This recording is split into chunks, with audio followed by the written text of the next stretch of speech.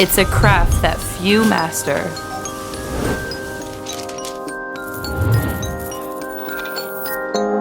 A skill that many miss out on.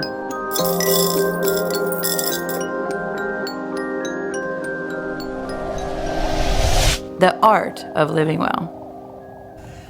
Well, hi everyone, good morning. Glad to have you with us today.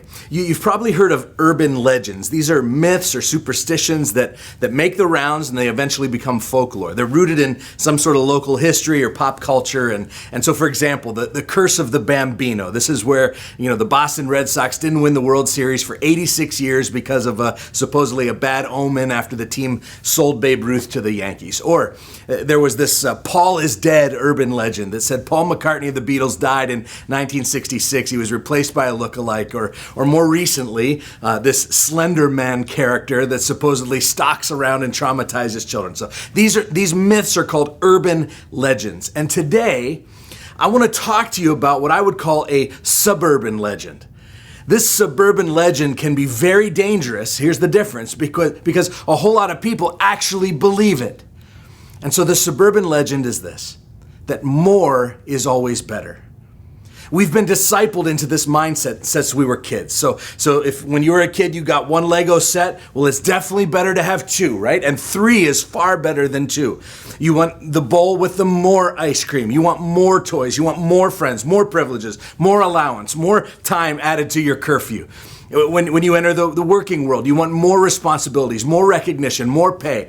You buy your first house or condo and you walk in and the first thing you think of is, how do I get more kitchen? How do I get more backyard? How do I get more house? Or you have kids and you think, how can I get more free time? How can I get more time for me? How can I get more sleep? And then you have grandkids. You wonder, how can I see them more? How can I afford to travel more? Right? We're constantly driven by more, our whole lives. But it's important for us to stop and ask, is this suburban legend really true? Is more always better? And if not, I just want to call it the myth of more. You see, the myth of more says that your happiness, your contentment, your influence is tied to more. More power, more pleasure, more house, more sex, more recognition. And this myth is all around us. It's this constant feeling that somewhere, somehow, there's got to be something better. And it's probably just around the corner. And so you may think this is a natural trait built into all humans. I'm not sure that it is. I don't think that we were wired for this myth of more. I think it's a man-made invention. You don't believe me? Well, I've been on many mission trips over the years with teams of people to third world countries. Some of you have been there with me, maybe to one of our church partners in Haiti or the Dominican. And one of the things that happens for first-timers on these trips is an initial reaction of shock at just the material poverty. So the plane lands, and we get off, and we get through customs, and we start driving to our location, and people are culture shocked at the extreme lack of just basic resources and inadequate shelter. It almost takes your breath away. And all we can see is the lack. We're focused on what people don't have. How do they live with no running water, no indoor plumbing, no reliable electricity? How do they do it? But here's what inevitably happens by the end of the trip. All the Americans sit around in a circle somewhere thinking, wait, why am I secretly jealous of these people? Like, they have nothing in terms of material goods, and yet they seem so, what? Happy. In fact, most think, they seem way happier than I am. And so these experiences, they shatter the myth of more that says happiness is always attached to more. And as John Mark Comer says, what if the formula that more stuff equals more happiness is just bad math? Like, what if more stuff just equals more stress? What if more hours at the office, more debt, more years working on the job that I don't feel called to, more time wasted cleaning and maintaining and fixing and playing with and organizing and reorganizing and updating all that junk that I don't even need? What if that's not the answer to happiness? In fact, on the flip side, what if more stuff actually equals less of the really important things of life, like the truly valuable things? Like, what if more stuff only leads to less time or less financial freedom or less generosity? What if more stuff leads to less peace as you hurry your way through accumulating more? less focus on what life is actually about, less mental space for creativity, less relationships, less margin, less prayer, less of what we actually ache for. So this idea that more equals happiness is a myth. I want to take you to a passage in 1 John 2, 15 through 17. He just says this, "Do not love the world or the things in the world. And if anyone loves the world, the love of the Father is not in him. For all that is in the world, the desires of the flesh and the desires of the eyes and the pride of life, is not from the Father, but is from the world. And the world is passing away, along with its desires. But whoever does the will of God abides forever." And so what if we were to reject our culture's messaging that more is better and just call it what it is, a half-truth at best and a full lie at worst? And what if we lived into another message, another gospel, the one that Jesus came to promote? You see, if you're chasing the myth of more, it could actually be a warning light for your soul that you don't actually believe in the gospel of the kingdom, which is the good news that the life you've always wanted is fully available to you right now. Exactly where you're at through Jesus. Like the good life is actually available to you, not in the form of a car or a boat, but that through Jesus you have access to the Father's loving presence at all times. And nothing, not your salary, not your income level, your stage of life, nothing is standing between you and the good life. It's why we're doing this series called The Art of Living Well. We talked about the fact last week that our ability to manage our finances has actually become an albatross around the neck of so many people. Like the numbers are staggering. So many people are missing out on the abundant life that Jesus promised. In fact, 9 out of 10 people across our country admit to struggling with their personal finances. 9 out of 10 identify money as a stumbling block for them. And I'd like to believe that all the people of Grace Church are different than that, but I don't think so. And so that's why we're talking about this important subject right now. Today, here's our big idea as we attack the myth of more. The big idea is this, that more is not always better. And today we're going to look at some very practical ways to counteract this myth. But I want to give you some hope right up front that things can be different. Like I've seen dozens and dozens of people in recent years, when they got serious about this, turn their finances around and let what was once a weakness for them become an incredible strength. They've demonstrated that you don't have to live under the pressure and stress of money all the time. But it involves breaking the world's mindset of money and following the biblical view. And the good news is that the Bible has a lot to say about money. Jesus spoke more about money than about peace and love and prayer put together. 15% of Jesus' teachings recorded in the Bible are about money. And I think it was such a focus for him because he knew the impact money can have on our lives. Money can bring us great joy, but more often it seems money brings us incredible stress and frustration. And I think Jesus knew that it was possible for the world, to get to the point where we are now, where 9 out of 10 people were stressed by money. And Jesus doesn't want us to live our lives in frustration and loaded down with guilt. And so the Bible is filled with these teachings about our money and our stuff. So let me be clear. God doesn't say that having stuff or having money is bad. In fact, there are many, many examples of great saints with great resources. But God does consistently caution us about our fascination with material pleasures. And so I want to start off just by giving you 6 cautions about your stuff from the Bible that I want you to see before we get really practical. So here's the first. Your stuff is not as important as your character. And so Proverbs 22 says, "A good name is to be chosen rather than great riches, and favor is better than silver and gold." Here's the second. Your stuff can't be trusted. Proverbs 11:28 says, "Whoever trusts in his riches will fall, but the righteous will flourish like a green leaf." Some have seen the insecurity of riches during COVID. Here's the third. Your stuff will eventually end up in a landfill.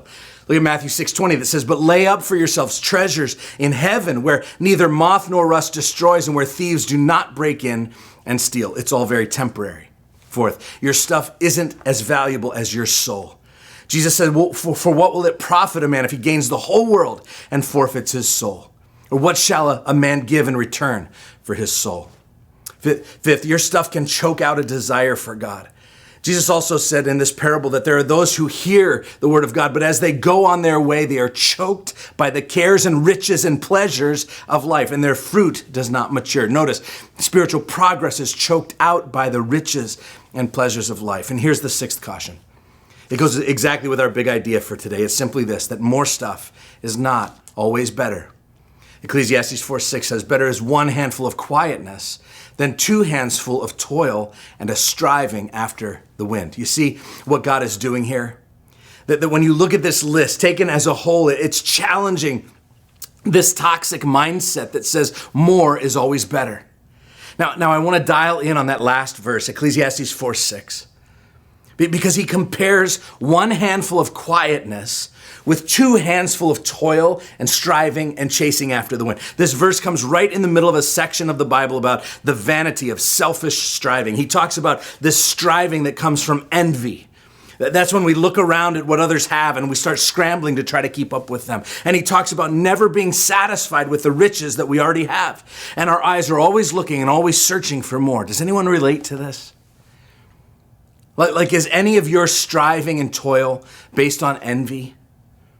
I realize that this can look different for different groups of people. And so for someone in their 20s, maybe it's an Instagram or a TikTok influencer that you follow and the aesthetic that they've created, and you've become enamored with them.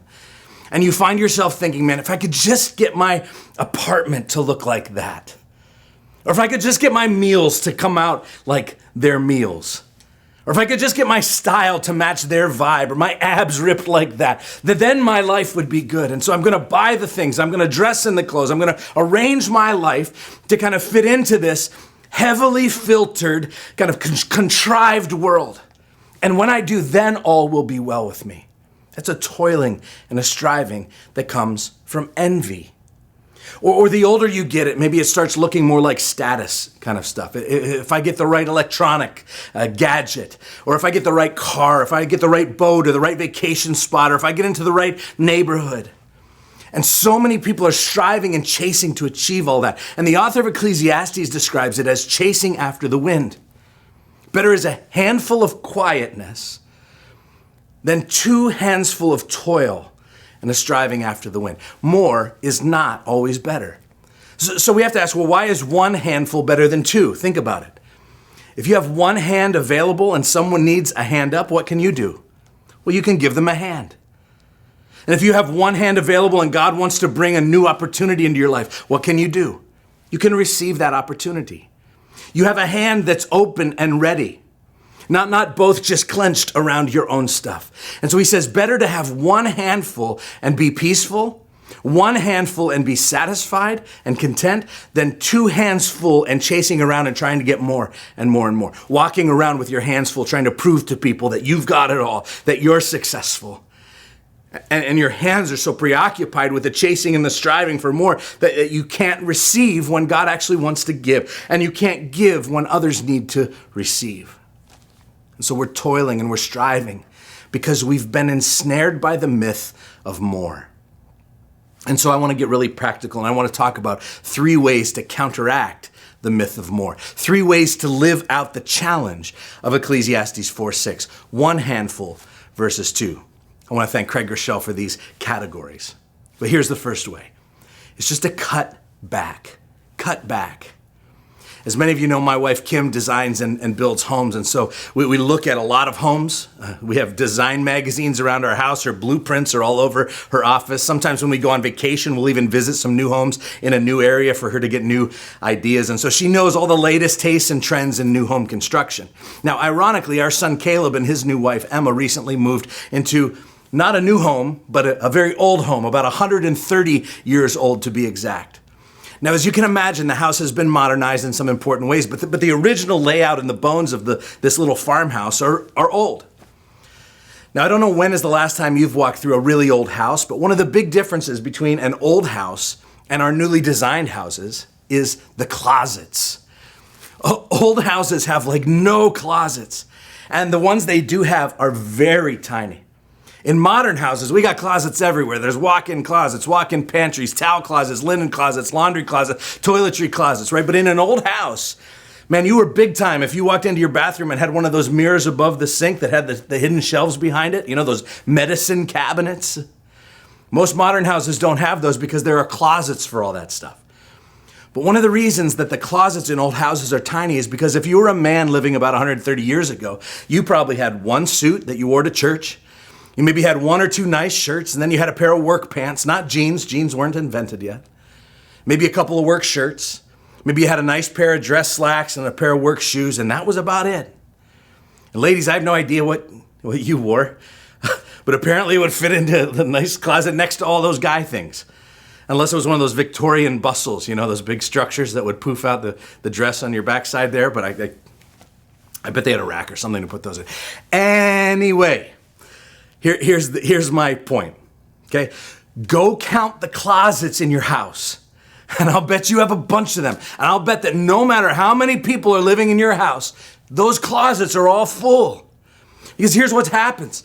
Some of you had so much stuff in your closets that you had to start putting things down in the basement because there's no more room in your closets. And some of you had so much stuff in your closets and in your basement that you started storing stuff in your garage. And now you have so much stuff in your garage that you can't park your car in the garage anymore. Some of you have so much stuff in your closets and so much stuff in your basement and so much stuff in your garage that you actually rent storage space just for all your extra stuff. And so you've reached the point now where you're actually paying someone else to put your stuff in their place. Stuff that you don't even use, stuff that you don't even see, stuff that you probably don't even remember. It's there. And you're paying someone else to store your stuff in their storage unit. Now, just a thought. Perhaps it's time to cut back. Because just maybe, more is not always better. And one day, Jesus was speaking about all the stuff that we tend to accumulate. And he said these words. He says, beware. Be on your guard against all kinds of greed. For one's life, listen, does not consist in the abundance of his possessions. He's saying life is not measured by how much you own. And in our heads, we know that, but we don't tend to live that way. You see, we're not following the gospel of Jesus. A lot of people believe in another gospel, another vision for what the good life is and how to attain it. Maybe we would call it the gospel of America, which actually makes the exact opposite claim of Jesus. The gospel of America says life is all about the abundance of your possessions. The more you have, the happier you'll be. Get that new dress, get that pair of shoes, get that golf gear, trade your car in for the new model, get the bigger apartment, get the bigger house, make sure it has lots of closets for all your crap. And when you do all those things, surely you will be happier. Because the art of living well has to do with consuming more and more, according to the American gospel. True happiness is just one PayPal click away, one Amazon box away, one outfitter gadget away, one car payment or mortgage payment away. Just out of reach, but barely. You're almost there. And a French sociologist has made the point that in America, materialism has become the new dominant system of meaning. He argues that atheism hasn't replaced cultural Christianity. Shopping has. And so what if we ask some different questions before we accumulate anything more? Questions like, what is the true cost of this thing I'm about to buy? In other words, every item that you buy comes with more costs than just the ticket price. Does it involve accessories? Does it involve ongoing costs that are going to cost you to clean and repair and maintain down the road? What will it cost in your time? What will it cost in terms of storage? Will it add true value to your life or just distract you from the important stuff? Or here's another question. Do I actually need this and not just want it? Or how about this question? Is this thing I'm about to buy something that others around me already have that I could borrow? Guys, I think this is big with tools and equipment. Maybe stuff that you're only going to use a couple of times a year, but you could borrow from your neighbor and maybe offer to let him use something that you own in return. It's kind of fun to own a bunch of things, but it's not always necessary. Because Jesus said the value of your life is not measured by how much stuff you have. It's not about having a lot of stuff. And Jesus is right. What I want in my life, honestly, is less stuff and more friends. I want less stuff and more time with my family, less stuff and more great experiences. But in order to get this, we need to cut back on consumption. And so the first way to counteract the myth of more is to cut back. Here's the second, is to clear out. I'm convinced that clutter is of the devil. Amen? Can we just agree on this? Clutter and chaos is stressful, even if it's not from the devil. It's at least stressful. So whether it's piles of stuff in your living room or an overwhelmed schedule or an improperly loaded dishwasher, okay, that last one, that might just be me, but chaos is stressful. And most of us need to declutter like our lives depend on it, because they do. You see, clutter is not just an issue of your house, it's an issue of your heart. Clutter brings unnecessary stress into your life. And so when you walk into a clean space, when you walk into a simple and crisp space, there's something freeing about that. There's something uplifting. You get the sense that you can connect with God and others in a more intimate way. But a cluttered space, it becomes a drag on your heart. It's a drag on your relationships. Clutter creates this uneasy feeling. It prevents you from having people over to your house. It adds burdens and stress that don't need to be there. And so this woman, Marie Kondo, came onto the scene and started a bit of a tidying revolution, encouraging people to go through their home and systematically whittling down their accumulated junk category by category. And she recommends looking at each item and asking whether that dress or that book or that tennis racket brings you joy. And maybe it's time to let go if it doesn't. And so if it's time to let go, she says, go ahead and thank that item for its contribution to your life, and then either throw it away or give it away to a friend or a local charity. This helps those of you who may struggle with sentimentalism. Now, I'm not a huge proponent of actually talking to your stuff, talking to your boombox from high school, but whatever it takes, dude. I mean, you look at your boombox like, I remember those good days at the playground with you on my shoulder and Run DMC blaring in my ear. All right, so here's the deal. This whole decluttering thing, it was Jesus' idea before Marie Kondo appeared on the scene. I mentioned the verse earlier. It was Jesus who said, don't store up treasures on earth where stuff lays in piles and rots. Don't clutter your life here on earth with stuff. It's all headed for the junkyard anyway. Paul says it this way in 1 Timothy 6 and 7. He says, but godliness with contentment is great gain. For we brought nothing into this world, and we cannot take anything out of the world. So you see that the key to clearing out is contentment. It's being able to live with less and be content with that. And so I ask you, can you be happy with what you have? My favorite definition of contentment is simply this. Contentment is the freeing condition of the soul when you've decided that what you have is enough. It has nothing to do with your income bracket. It's a decision. It's a decision to rest in the fact that what God has provided for you is enough. And so we counteract the myth of more by choosing to cut back, by choosing to clear out. Here's the third, choosing to pay off. I heard someone say once that next to the power of God, the power of interest is the second most influential force on a person's life. And that what side of the interest equation you're on can literally determine the course of your future. Like if you're on the wrong side of debt, financial debt, man, that's a tough existence. And so as much as people enjoy having lots of nice things that maybe have run up on the credit card, you know what I've never heard anybody say in all my years of ministry? I've never heard one single person say, man, you know what I'm thankful for? I'm thankful for my debt. I thank God every day for my high interest credit card payments. It just helps me have such a sense of peace in my life. I feel close to God every time I see how much I'm paying in interest. It just feels so much better. My debt brings me so much joy. I've never heard anyone say that one time. And here's why. It goes back to what Solomon said in the Old Testament in Proverbs 22:7. He said, the rich rules over the poor, and the borrower is the slave of the lender. And so for some of you, consumer debt has become as normal as breathing, but it's not normal. Here the Bible talks about debt like slavery. It's like a prison. Debt is bondage. So have you ever been to the zoo and you walk around and see all these animals that were made for the wild? They were made to run free, but they're in these cages. Guys, debt forces people to live in a cage. Some of you have been in there for so long that you forget what it's like to run free. You forget that it's captivity, but there's a basic truth in Scripture that says this, that you were born for freedom. Jesus used to say it this way. He said, if I make you free, you're going to be free indeed. And I personally don't think that we should give back any ground on the freedom that was won for us on the cross. I don't think we should accept financial bondage as normal when Jesus died to make us free. And listen, I realize that this can be sensitive, and I don't want this to be a source of shame or guilt for anybody, but for some of you, it may be a wake-up call.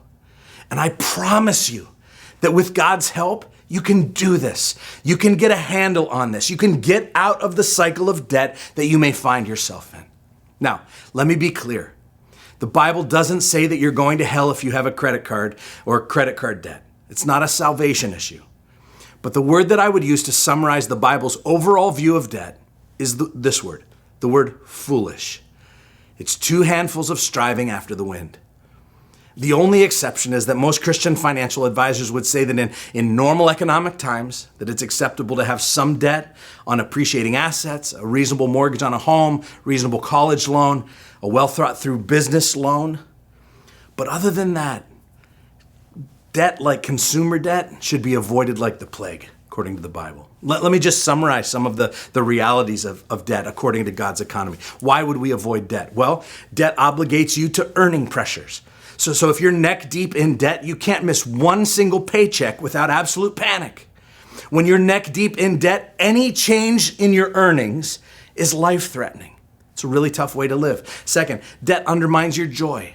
How do you eat out? How do you buy your kids a little present when you're immersed in debt? Every purchase you make, every gift you buy, every dime you spend on anything other than paying down your debt stabs your conscience.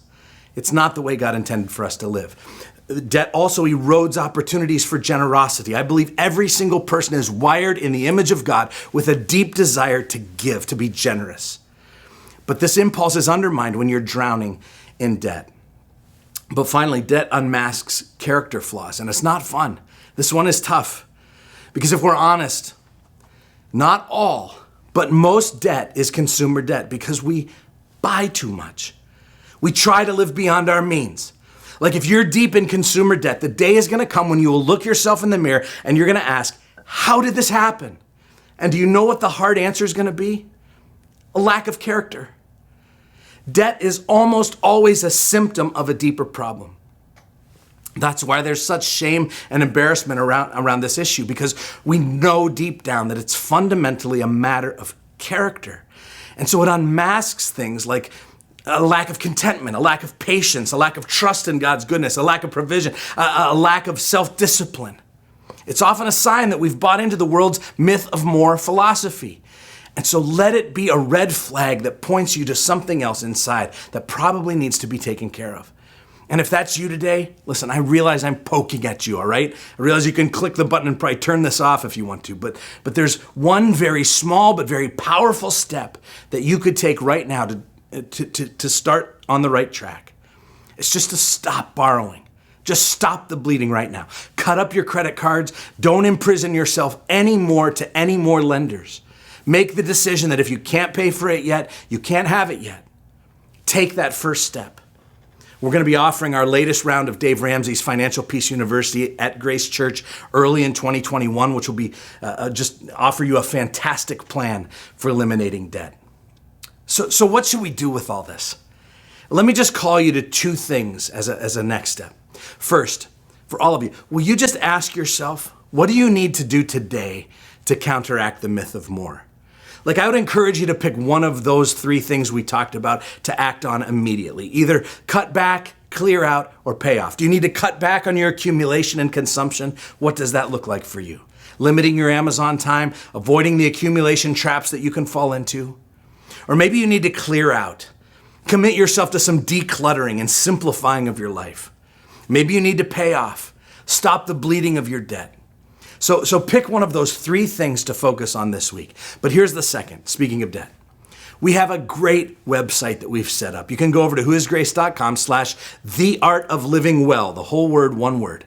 And you can sign up for a group there. You can also get access to some great resources that we've put together for this whole series. There are some great debt tools there, calculators from both Dave Ramsey and Joe Sengel. There are budgeting tools and worksheets, information about budget coaching, all kinds of stuff there. And so if you're looking for a DIY, you can head over there. But as it relates to today, there's also a spot there that has today's next step, which this week is a debt calculator. It's a tool that will help you to identify and then begin to set up a plan to tackle your debt. Now, for some of you, this may not be a fun exercise, but a necessary one to take the first step toward embracing the art of living well.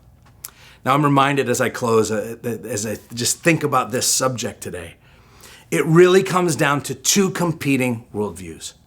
Who gets to define the art of living well? Who determines what is a life well lived? Is it the world's philosophy of accumulation at any cost, the myth of more? Or is it the gospel of Jesus, the life that he says is truly life? And here's the deal. We have one chance to get this right. You and I get one ridiculously short life. You blink and your kids are grown. You blink again, your grandkids are grown. You blink again a third time and you're asking, where did my life go? Life happens, and your life is too valuable to waste it by being pulled down by financial stress. Jesus said that he came that we might live our lives to the full. He wants us to live a full and satisfying life. And that isn't possible when we're struggling under the pressures of debt and our finances are out of control, or when our lives are filled with clutter and a never-ending list of stuff to purchase. Listen, you're amazing. And Jesus thought you were worth dying for. He wants you to live a remarkable life. And so push back against the myth of more. Start living in the freedom of the gospel and God's way of doing things. Cut back, clear out, pay off. I love you guys. See you next week.